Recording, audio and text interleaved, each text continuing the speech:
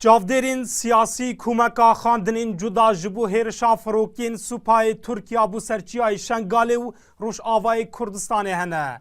Ji wana veşartina pirzgirêkên navxuya welatê Tirkiya û kêmkirina fişara hêzên Kurdî bû serçekdarên Daişê li bajarê Reqa û bi armanc girtina hêzên pêşmergeyî bi merema peydakirina nakûkiyan di navbera aliyên siyasiyên Kurdistanî.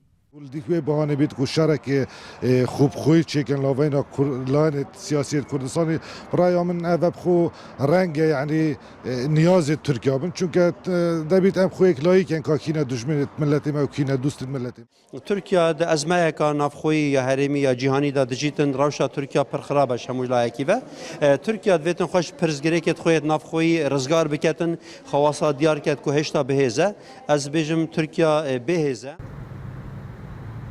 Eşek ji çavderên siyasî jî rexneyên xwe hene ji helwîstê Serokayetiya Herêma Kurdistanê û hikûmeta Herêmê bi awayekî ku ew xwe gûman diêxin ji neroniya helwîstê van her du serokayetiyan li dûr tu barankirina Çiyayê Şengalê.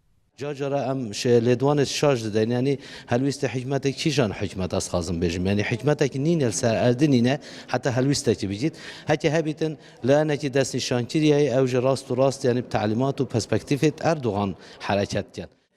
او پیوندیدار هلویست هرم کردستانی که بردوام تایبه جوان بویاری تنه دا هلویست که بارا بتر جهش کی گمانه دیده. البته هم بیاننامه وزارت پیشمرگه و بیاننامه تراویری نبود که پراستی مروف پهند ور بگیر. Li 25 vê mehê firokên Supayê Tirkiya hêrişkirine serçiyayê Şengalê û Bûyê Sedemê şeş pêşmerge şehîd bûn û jimareka din jî birîndar bûn. Lê tanha ne hikûmeta Herêma Kurdistanê û ne jî Serokayetiya Herêmê li dûr vê bûyerê hîç helwîstek nedaye diyarkirin. Dilşad Hîmû, NRT Duhok.